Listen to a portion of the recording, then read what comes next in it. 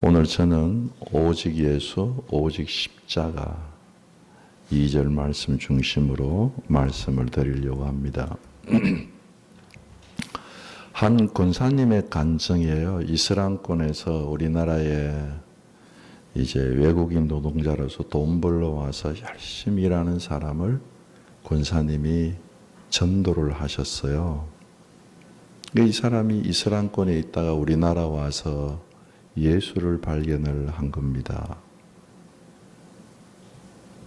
이분이 일을 다 하고 이제 헤어져서 공항으로 나가서 권사님이 전송을 하는데 이분이 하는 말이, 권사님, 내가 이제 예수를 알았으니 나 고국으로 돌아가서 예수를 전하면서 살겠습니다. 우리 친척들, 우리 가족들, 친구들, 정말 이게 내 삶의 이제 목적이 되었습니다. 그렇게 고백을 하고 공항에서 서로 환송을 했습니다. 권사님이 그 무슬림이 가서 어떻게 잘 지낼까 걱정을 하면서 계속해서 중복 기도를 하고 그러다가 몇 달이 지나서 다시 전화를 했다고 합니다. 그랬더니 저쪽에서 상대방이 하는 말이, 권사님, 이번 주일 제가 3명이나 데리고 교회 갔어요. 하나님이 저와 함께 하셔서 제 삶을 놀랍게 사용하고 계셔서 감사합니다 하는 이야기가 전화폰에서 들려오는데, 권사님이 그 전화를 받으면서 전율을 느끼면서 감동과 감격과 밀려오는 그 참 충만함을 감당하기 어려웠다고 이야기를 하신 것을 제가 들어본 적이 있습니다. 그렇습니다. 제가 3번째 얘기하는 것 같은데요. 축구를 하는 목적은 골을 넣는 거예요. 아무리 드리블을 잘하고 요리조리 빼가지고 골문 앞에까지 갔는데 슈팅을 했는데 헛발질했다. 그러면 사람들이, 관중들이 막 탄성을 지르지요. 헛발질하다니. 신앙생활도 마찬가지라고 저는 생각을 해봅니다. 신앙생활의 목적은, 마지막은 전도하는 거예요. 영혼을 구하는 거예요. 신앙생활 하면서 묘기 부릴 것 다 부립니다. 주의를 지키고 경건의 묵상 훈련을 하고 기도를 드리고 11조를 드리고 교회에 헌신하고 다 그냥 왕성하게 활동하는데 마지막 영혼은 구원하지 않아요. 거기에 대해서 관심이 없어요. 그러면 우리 앞에 구름같이 둘러싼 우리 앞에 신앙인들, 이 복음을 우리에게까지 전해준 신앙인들이 탄성을 지를 거예요.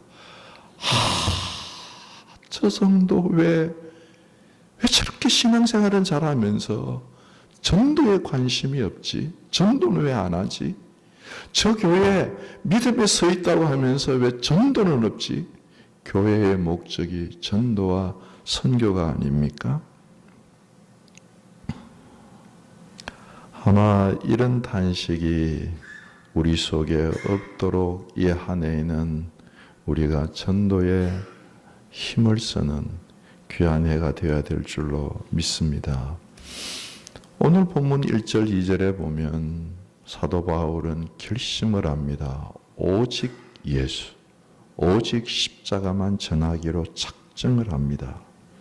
2장 1절에 보면 고린도 교인들을 형제들아 부르면서 내가 너희에게 나아가서, 고린도에 사도 바울이 갈 때 놀러 간 것도 아니고 고린도에 사도 바울이 갈 때에 쉬러 간 것도 아니고 그냥 구경 삼아 간 것도 아니고 분명한 목적을 가지고 내가 너희에게 나아갈 때 하나님이 증거하신 것을 전하러 갔다, 전도하러 갔다고 그렇게 말씀을 하고 계십니다. 여기에서 하나님의 증거를 전한다고 할 때 하나님의 증거가 뭐예요? 하나님께서 증거해 주신 예수, 하나님께서 증거하신 예수가 못 박힌 십자가, 그것을 바울이 전한다는 것입니다. 사도행전, 아마 이때는 2차 전도 여행 때일 텐데 사도행전 18장에 의하면 사도 바울은 이 고린도에 가서 1년 반을 머무르면서 하나님의 복음을 증거합니다. 그런데 이 하나님의 증거 예수 십자가를 바울이 전할 때에 말과 지혜의 아름다운 것으로 하지 아니했다고 말씀을 하십니다. 헬라의 수사법은 대단히 화려합니다. 변론순, 소피스트들은 이 돈 받고 우리가 웅변학원 다니는 것처럼 이 변론술, 논박하는 것들을 가르쳐 줬어요. 그렇기 때문에 바울이 이 고린도에 오기 직전에 있었던 곳이 아텐입니다. 아테네였는데 아테네에서 사도 바울이 설득력을 가지고 논리를 가지고 헬라 철학에 접붙여서 정말 유창한 설교를 합니다. 사도행전 17장을 보면. 그런데 결실이 없어요. 그래서 바울이 결심을 했던 것 같습니다. 나 이제 다시는 말, 아름다운 화설, 화법, 설득력, 세상의 지혜, 그것 가지고 내가 복음을 전하지 않겠다. 2절에 보면 그는 얘기를 합니다.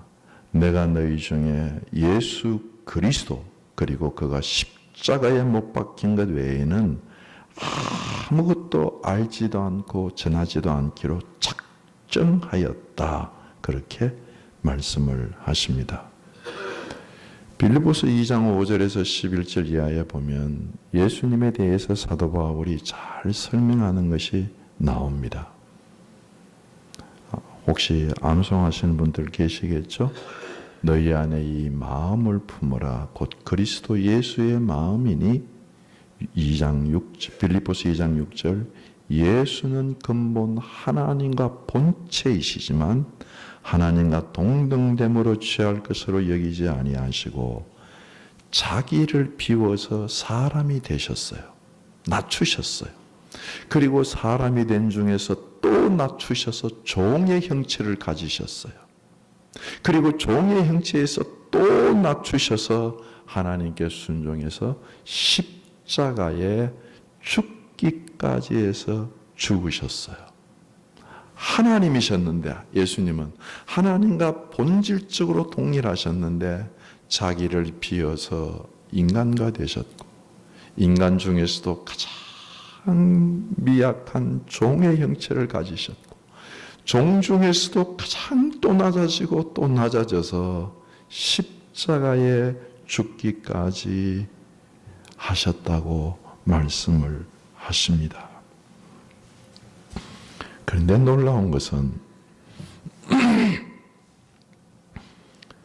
이 십자가의 죽음으로 예수의 생명이 끝난 것이 아니라 이렇게 십자가에 죽은 예수를 예수님께서 하나님께서 다시 살리셔서 모든 이름 위에 뛰어난 이름, 지극히 높은 이름을 주셔서 이 세상에 있는 모든 피조물, 사람을 포함한 모든 피조물들이 그 예수 이름에 무릎 꿇게 하시고 예수의 다스림을 받게 하시고 부활하신 예수를 주라고 시인해서 하나님 아버지께 영광을 돌리게 하셨느니라. 사랑하는 성도 여러분, 예수가 십자가의 죽음으로 인생이 끝이 났다고 한다면 우리 신앙이 이것처럼 허무한 것이 없을 것입니다. 예수 그리스도는 하나님이 다시 살리셔서 모든 이름 위에 뛰어난 이름으로 세상과 산자와 죽은 자 모든 것을 다스리시는 만왕의 왕이요 만주의 주로 지금도 살아계신 예수 그리스도이신 줄로 믿습니다. 스데반이 죽으면서 보라! 스데반이 그 돌멩이에 맞아서 온몸이 깨어지며 피투성이가 되는 그 상황 속에서도 보라! 하늘이 열리고 예수님 내게 내려오는 것이 보인다. 감격스럽게 하셨던 그 예수. 그래서 그 예수가 모든 이름 위에 뛰어난 예수 그리스도이십니다. 그래서 성경은 여러분 예수의 이름을 부르면 어떤 문제에서도 구원을 받습니다. 예수의 이름을 부르면 어떤 상황에서도 구원을 얻습니다. 예수 이름을 부르면 구원을 얻는 이것이 앞으로의 우리의 운명입니다.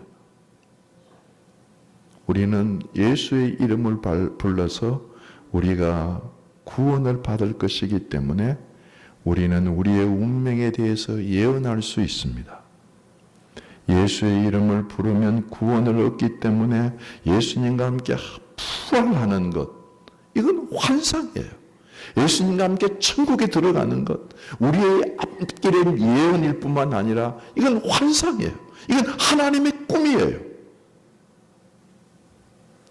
사랑하는 성도 여러분, 새해를 시작하시면서 예언하시고 환상하시고 꿈을 꾸시기를 원하시면 예수 그리스도의 이름을 부르시기를 주의 이름으로 축원합니다. 예수의 이름을 부르면 우리의 미래가 반드시 구원받는 예언을 할 수가 있습니다. 예수의 이름을 부르면 우리가 완전히 변화되어 예수와 함께 하늘나라에 올라가는 환상을 볼 수가 있습니다. 이것보다 더 위대한 환상이 어디 있습니까? 이건 하나님 우리에게 꿈을 꾸는 꿈이 우리에게 이루어지는 것. 요엘 선지자가 성령이 임했을 때에 너희가 예언하고 꿈을 꾸고 환상을 본다 그럴 때 누구든지 그렇게 할 수 있다고 말씀하셨습니다.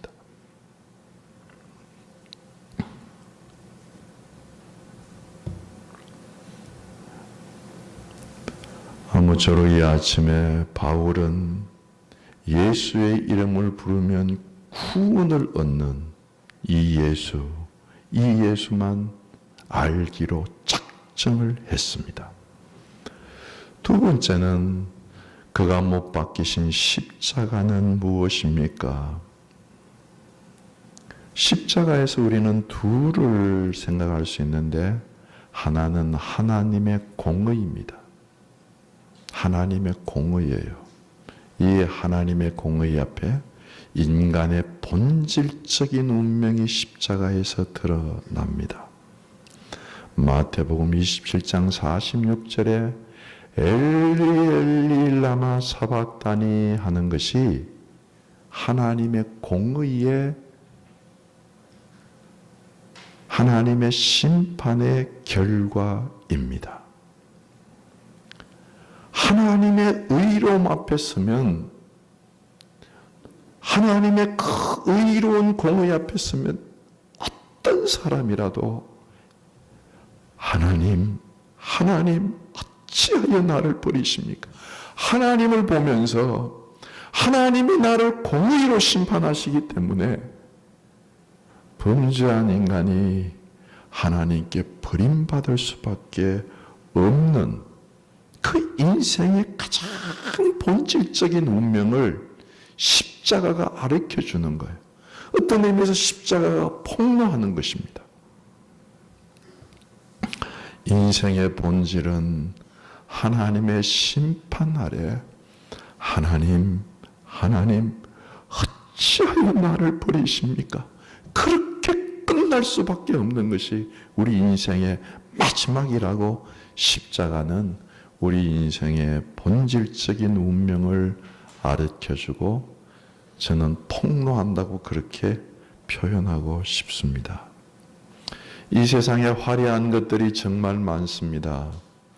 대통령이 이 세상을 바라보면, 십자가를 떠나서 이 세상을 바라보면 대통령이 어느 나라에 순방할 때에 그곳에 그냥 의장대들이 쫙 들어서고 환영 인파들이 들어서서 그 참 레드 카페트가 깔리고 그곳에 그냥 군악대들이 쫙 서서 총을 쏘고 대포를 쏘고 그러면서 맞이하는 거 보면 정말 사치스럽고 찬란합니다. 임금님들이 행차하는 그림을 그린 거 보면 그 규모가 엄청납니다. 정말 화려해요. 막 악대가 서고 뒤에 따르는 그 군졸들이 서고. 여러분, 잠실역에 우리 있는 123층 그 높은 빌딩에 한번 올라가 보면 그 높이가 555m인데 대리석으로 그걸 지었는데, 이야, 이런 걸 정말 사람이 지어낼 수 있을까? 그 조명과 화려함, 정말 화려합니다. 거기다가 불꽃놀이 폭죽을 터뜨리고 이러면 이 세상에 있는 것들이 너무 화려한데 그 화려한 인생의 마지막이 어떻게 될 거냐?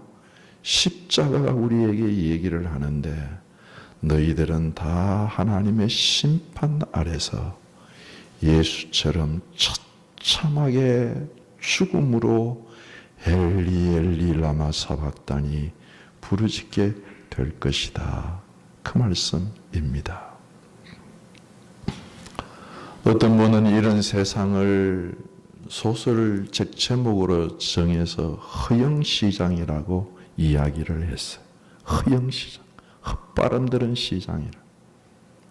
십자가에서 생애의 본질적인 운명이 드러나는데 그것은 엘리 엘리 라마 사박다니입니다. 우리는 언젠가 반드시 십자가 앞에 모든 인생들이 다 섰을 때에 엄위하신 하나님의 불꽃 같은 눈앞에서 심판받을 수밖에 없는 존재입니다. 그래서 바울은 그 심판 앞에 우리에게 구원자는 예수밖에 없다. 예수 이름을 부르는 사람은 다 구원받고 하나님께 영광 돌린다고 했던 그 예수, 그분만 전하겠다고 바울은 결심하고 있는 것입니다. 두 번째, 십자가는 사랑이 나타나는 곳입니다. 십자가는 인간을 살리시는 유일한 길입니다. 한 분 하나님이 우리의 죄를 짊어지시고 순결하신 한 분 하나님이 우리의 죄값을 짊어지셨기 때문에 자신을 죽여서 우리의 죄값을 치른 것이 십자가이기 때문에 이 십자가는 하나님의 사랑이 있는 곳이고 이 십자가에는 인간을 살리시는 한 길입니다. 이사야서 53장은 이걸 너무 잘 예언하고 있습니다. 그 중에 5절, 6절 예수가 찔리는 것은 우리의 허물 때문이요 예수가 상하는 것은 우리의 죄악 때문이라. 그가 징계를 받음으로 우리가 평화를 누리고 그가 채찍에 맞음으로 우리는 나음을 받았도다. 이거 제가 작년에 받은 말씀이에요. 이 말씀을 받고 제가 얼마나 찡했는지 모릅니다. 평화를 누리고 나음을 얻는 역사가 예수가 우리의 모든 것을 감당했기 때문에 그 길을 하나님이 열어놓으셨다는 것입니다. 우리는 다 양 같아서 그릇 행하여 각기 제 길로 갔지만 여호와께서는 우리 모두의 죄악을 예수에게 담당시키셨도다. 십자가에서 여러분, 십자가에서 예수님이 우리의 죄 안으로 담당하시면서 우리 죄 가운데로 들어오셨어요. 우리 안으로 들어오셨어요. 우리의 죄를 담당하심으로 우리와 동일하게 죄인이 되셨어요. 나와 하나가 되셨어요. 나와 한 운명이 되셨어요. 나와 연합이 되셨어요. 십자가입니다. 어떤 의미에서 십자가에서 예수님이 나와 결혼을 하신 것입니다. 한 운명이 된 거예요. 그래서 예수님과 내가 한 운명이 되어서 나의 모든 죄가 예수 그리스도에게로 넘어가서 예수님이 우리의 죄를 짊어지고 하나님께 심판받아서 엘리 라마 사박다니 하고 죽음으로 죄값을 치르는 것은 하나님의 사랑입니다. 그게 우리를 살리는 길이에요.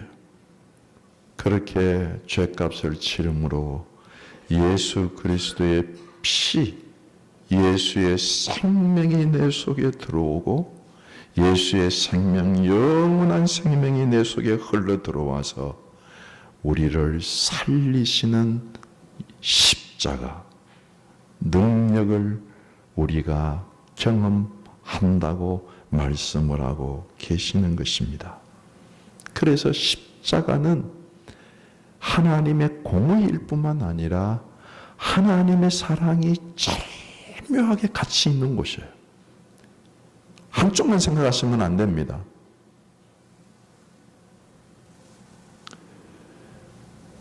고린도전서 1장 18절은 고린도서를 이렇게 공부해 나갈 때 꼭 아셔야 될 말씀인데 고린도전서 1장 18절은 이렇게 말씀하십니다.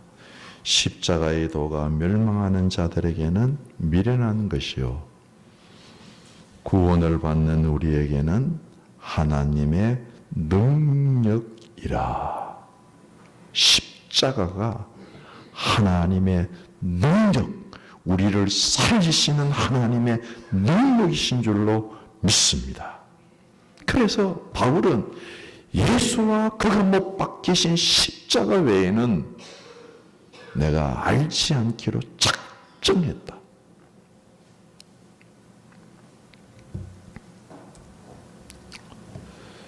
그리고 이 예수 십자가를 전하는 태도를 바울은 3절, 4절에서 얘기를 하는데 바울이 이렇게 얘기합니다. 3절 보시죠. 제가 읽습니다.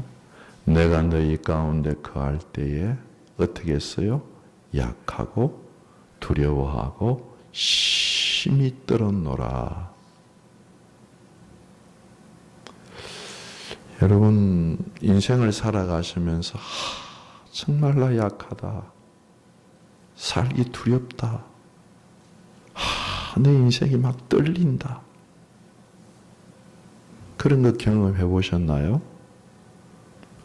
바울은 왜 자신이 약해지고 두려워지고 심히 떨린다고 했을까요? 제가 1번과 2번으로 번호를 붙여서 말씀을 드릴게요. 첫 번째는 문제가 너무 커서 문제 앞에서 너무 큰 문제에 둘러싸여서 또 이 문제네. 또 해결할 수 없는 이 문제. 나 이 문제 앞에만 서면 내가 해결하지 못하고 약해져. 두려워, 떨려.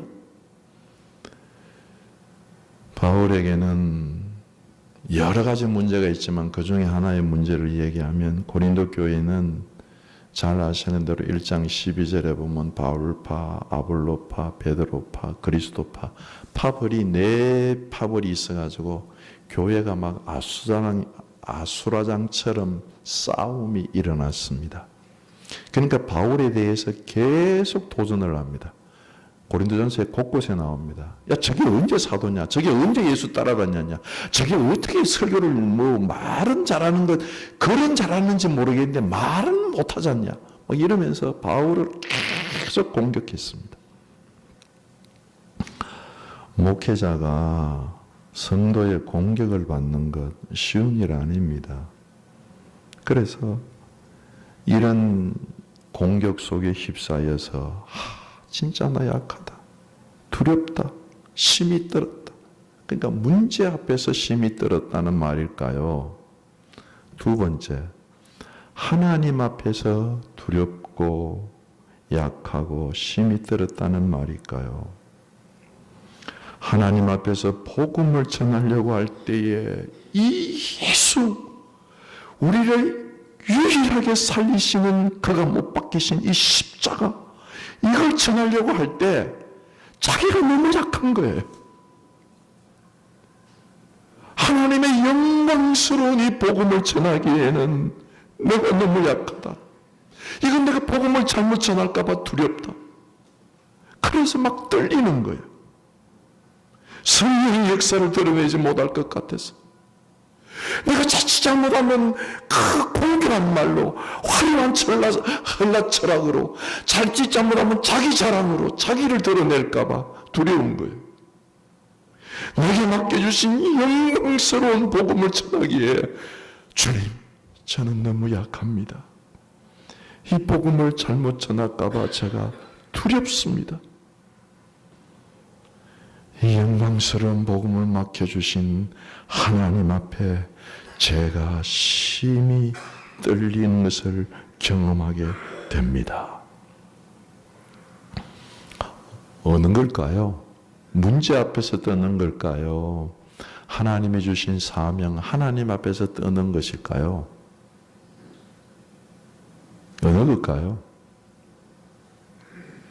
저는 1번도 부정하지 않습니다. 그런데 잘 아시잖아요. 바울이 정말 어려움을 다 당했어도 그는 넉넉히 이겨내는 사람이었습니다. 그러니까 문제 앞에서 떨고, 문제 앞에서 두려워하고, 문제 앞에서 막 심야 부들부들 떠는 그런 사람이라고는 좀 생각하기가 어렵지 않습니까? 바울은 너희의 구원을 두렵고 떨림으로 이루어가라 말씀했어요. 구원 문제에는 바울이 더 두려워했어요. 바울은 이 복음을 전하고 난 뒤에, 내가 다른 사람들에게는 다 복음을 전하고 난 뒤에 내가 버림받을까 봐 두렵다, 두려워했어요. 그런 차원에서 저는 바울이 약하고 두렵고 심이 떠는 것은 하나님의 복음을 전하는 사람의 자세라고 저는 생각을 합니다. 여러분, 약하고 두렵고 심히 떨렸기 때문에 바울이 복음 전하는 것을 포기했습니까? 아닙니다. 자기가 약한 걸 알고 정말 이 복음을 전하고 난 뒤에 자기가 버림받을 수 있다고 하는 그 두려움과 하나님 앞에서 심히 떨리는 것을 가지고 어떻게 합니까? 하나님을 더욱 사모합니다. 하나님을 더욱 의지합니다. 하나님, 저 약함을 아시지 않습니까? 도와 주시옵소서. 하나님, 제가 두려워하는 것을 아지 않습니까? 하나님, 전적으로 의지합니다. 하나님, 제가 떨리고 있습니다. 붙잡아서 저를 세워 주시옵소서.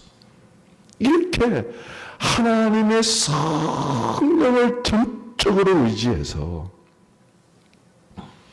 굉장히 역설적입니다마는 이렇게 약하고 두렵고 심히 떨렸기 때문에 온전히 하나님의 성령에 사로잡힐 수 있었는 줄로 믿습니다.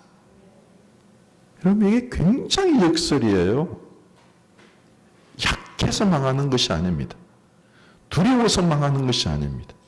떨려서 망하는 것이 아닙니다. 오히려 약하고 두렵고 떨리기 때문에 4절을 보십시오. 하나님의 성령이 나타나시지 않습니까? 성령에 붙잡힌 거예요. 그렇습니다. 사랑하는 성도 여러분, 정말 하나님의 성령이 잡히지 않고는 이 복음을 전할 수가 없습니다. 이 복음을 깨달을 수가 없습니다.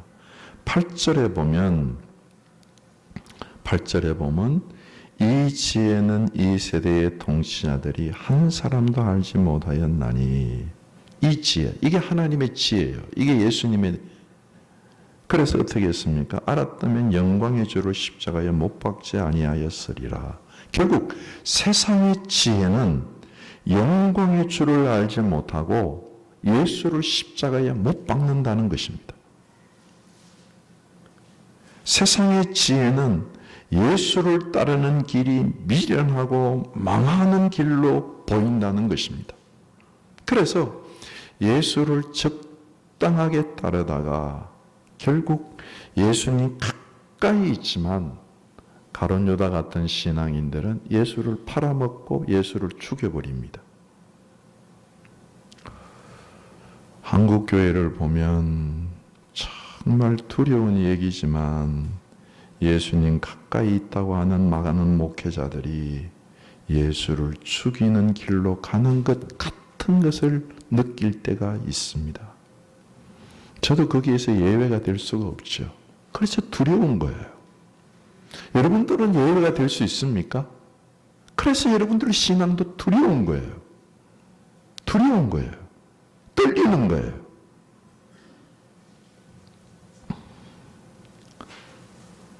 사도 바울이 약하고 두렵고 심히 떨려서 예수를 못 박는 길로 갈까 봐.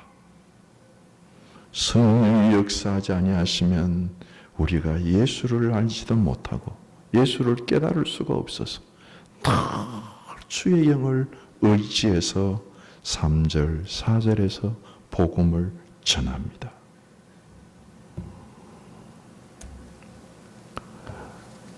마지막으로 이렇게 전함으로 인해서 우리의 믿음이 오직 하나님의 능력에 있게 하려 함이라 말씀을 하십니다. 우리는 하나님의 능력 그러면 유대인들이 구하는 표적을 떠올리게 되어 있어요. 잘 아시는 대로 유대인들은 하나님을 온전히 믿었습니다. 구약 성경을 여러분 암송하는 거 아시죠? 그들이 태어나면 처음 배우는 성경이 레위기서입니다. 레위기서를 암송해서 다 외웁니다. 그러니까 구약 성경에 보면 얼마나 많은 표적들이 나옵니까? 모세가 행하는 표적들, 엘리야가 행하는 표적들, 다니엘의 세 친구들이 하는 표적들, 너무 많은 표적들, 기적들이 나타나는데 이상하게 유대인들은 자기의 삶 속에서는 그런 표적들이 안 나타나는 거예요. 그러니까 늘 구하는 게 표적이에요. 기적, 표적. 내가 하나님을 믿는데 왜 내 삶 속에서는 안 나타나냐?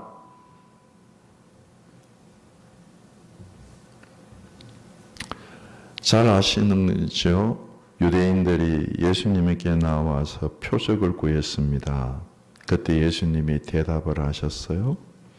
예수께서 대답하여 이르시되 악하고 음란한 세대가 표적을 구하나 선지자 요나의 표적밖에 보일 표적이 없느니라. 선지자 요나의 표적이 뭐예요? 십자가예요. 사흘 동안 물속에 죽고 사흘 만에 물속에서 나오는 부활하는 십자가. 십자가가 하나님이 우리 인생에게 주신 유일한 표적이라고 주님이 말씀을 하고 계시는 것입니다. 그래서 하나님의 능력 그럴 때 십자가를 생각하셔야지 하나님의 능력 그럴 때 뭐 어떤 막 표적 기적 나타내는 거 생각하시면 이 고린도전서 전체를 잘못 이해하는 겁니다. 하나님의 능력은 십자가의 도에 머물러 있는 것입니다. 십자가의 도에 머물러 있다고 하는 말은 나는 죽고 예수로 사는 생활을 말씀하시는 것입니다. 내가 죽고 예수로 사는 생활입니다. 그게 성령 충만한 생활이고 능력의 생활이고 예수가 나의 구주로 믿어지는 것이 하나님의 능력입니다. 이것보다 더 큰 능력이 없어요. 예수 그리스도를 믿는 능력보다 더 큰 능력이 없어요. 예수 그리스도를 믿으면 그 예수가 우리 안에 능력이 되십니다. 이 세상보다 더 크신 이가 우리 안에 계시는 능력이 되세요. 그게 하나님의 능력이에요. 조그만 기적이 나타났다 사라지는 것, 나타났다 사라지는 능력을 얘기하는 게 아닙니다. 한 사람의 얘기만 하고 말씀을 맺으려고 합니다. 유기성 목사님이 1월 5일 날 칼럼에서 쓴 글입니다. 그분이 존 비비어라고 하는 굉장히 유명하신 분인데요. 존 비비어라고 하는 사람이 무엇이 선인가 하는 책에서 읽은 글이라고 소개를 하셨어요. 그걸 이제 내용을 제가 말씀을 드릴게요. 긴 글이라서 요약해서 말씀을 드릴 테니까 잘 들어보십시오. 1980년도에 미국 TV에서 유명한 텔레비 설교자가 있었습니다. 은우 목사라고 하는 사람이었습니다. 그 은우 목사가 유명한 텔레비 설교자인데 간통죄에 걸렸어요. 사기죄에 걸려가지고 감옥에 갇혔어요. 감옥에 들어갔어요. 그래서 이 존 비비어가 요청을 받고 참 감옥을 신방을 갔습니다.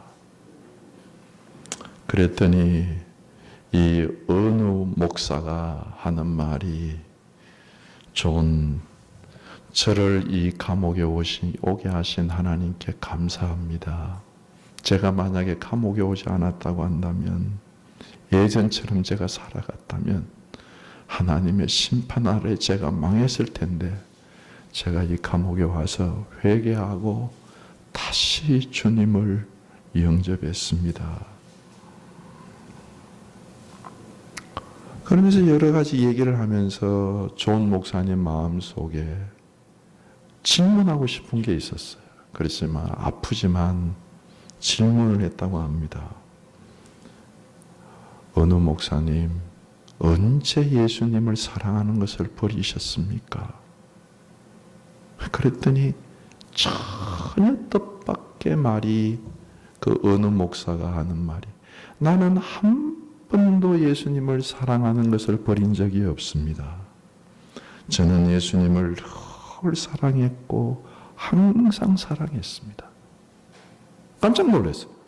아니, 그러면서 어떻게 간통을 하고 사기를 칠 수가 있었습니까?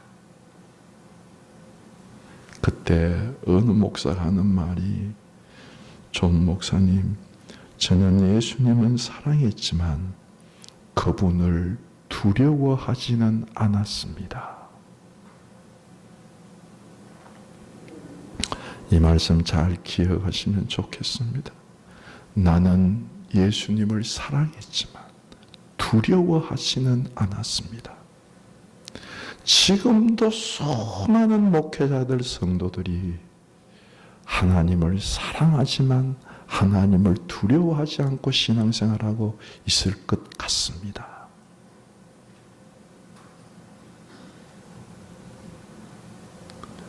사랑하는 성도 여러분, 우리의 신앙생활에 내가 약하여지고 내가 두려워지고 내 속에 심이 떨리는 것이 없다고 한다면 너무 자신만만한 신앙생활이 아닐까요? 하나님을 두려워하는 것이 없다고 한다면 십자가에서 예수 그리스도가 정말 죄를 담당했어도, 죄를 지은 것이 아니라 죄를 담당했어도 하나님의 아들이라도 하나님이 십자가에서 예수님에게 그렇게 참 엘리라마 사박다니하고 심판을 하셨다고 한다면, 우리가 하나님을 두렵고 떨림으로 우리의 구원을 이루어가는 것, 그게 우리 믿음이 하나님의 능력에 있어야 할 것을 가르쳐 주시는 것이 아닐까요? 이 한 주간 하나님의 능력, 십자가의 도에 삶을 두시기를 주의 이름으로 축원합니다. 기도하시겠습니다. 말씀을 생각하시면서 함께 기도하시면서 나아갑니다. 거룩하신 아버지 하나님, 다시 한번 저희들의 삶을 새롭게 하여 주시옵소서. 십자가의 능력, 예수의 이름을 꼭 붙잡고 이 예수 이름을 전하는데 우리가 두렵고 떨리고 아버지 하나님 약해지는 것을 경험하며 예수를 붙잡는 저희들이 될 수 있도록 축복하여 주시옵소서. 그래서 하나님의 능력이 머무는, 하나님 예수의 머무는 십자가의 도에 머물러 있는 저희들이 될 수 있도록 축복하여 주시옵소서. 예수 그리스도 이름으로 기도드립니다. 아멘.